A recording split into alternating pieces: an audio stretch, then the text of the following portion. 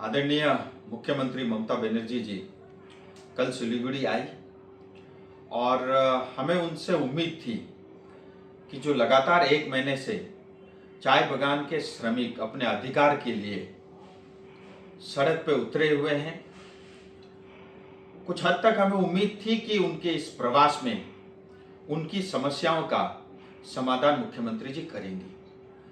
परंतु जाते जाते आज बागडोगरा एयरपोर्ट से मुख्यमंत्री ममता बनर्जी ने बहुत ही आपत्तिजनक टिप्पणी की, जिसका हमें दुख है, हमें खेद है। दीदी ने कहा कि वो किसी तरह का बंद का समर्थन नहीं करती, हम भी नहीं करते। कौन चाहता है बंद हो? कौन चाहता है हमारा खुद का अपना नुकसान हो?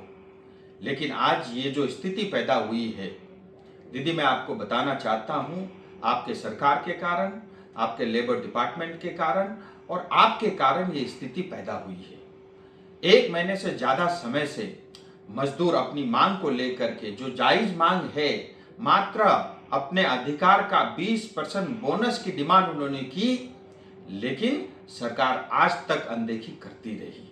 और हम सब जानते हैं पहाड़ बहुत ही संवेदनशील है और ऐसी स्थिति में पहाड़ को लाने में मात्र टीएमसी सरकार का उसमें योगदान है। और साथ ही मुख्यमंत्री ने कहा कि हम इंटरफेयर नहीं करेंगे।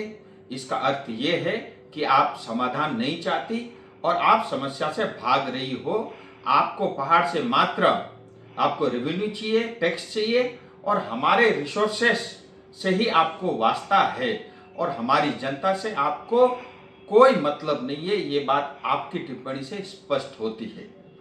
और फिर आपने कहा कि कोई पॉलिटिकल पार्टी इसमें जो है पहाड़ को अशांत करना चाह रहा है। मैं आपको बता देना चाहता हूं और आपकी जानकारी में होनी भी चाहिए, ये जो 12 घंटे का बंद है, ये किसी पॉलिटिकल पार्टी या नेता का बंद नहीं है। ये चाय बागान में काम करने वाले श्रमिक, जिसमें ज्यादातर हमारी माताएं हैं, ये बंद उनके द्वारा कॉल किया गया है। साथ ही मैं मुख्यमंत्री जी को यह भी बताना चाहता हूं, ये परिस्थिति से बचा जा सकता था अगर आप श्रम कानून जो भारत के संसद भवन में पारित हुआ, अगर आप उसको पश्चिम बंगाल में लागू करती। आप पश्चिम बंगाल में काम करने वाली जो श्रमिक है, उन्हीं के मुताबिक, उन्हीं के हिसाब से चाय बागान में भी मिनिमम वेज एक्ट लागू करती। और साथ ही चाय बागान में रहने वाले जनता का जो पर्जा पट्टा है, जो आपने हमसे छीन रखा है, अगर आप वो लौटा देती, शायद आज ये परिस्थिति ना आती। और मैं आपको ये भी कहना चाहते हूं, मुख्यमंत्री जी, आप और टीएमसी इस बंद का या चाय बागान के श्रमिकों का साथ दो या न दो, हम सब और पूरी पहाड़, दार्जिलिंग, तराई, डुवर्स की जनता चाय बागान के श्रमिकों के साथ खड़ी है।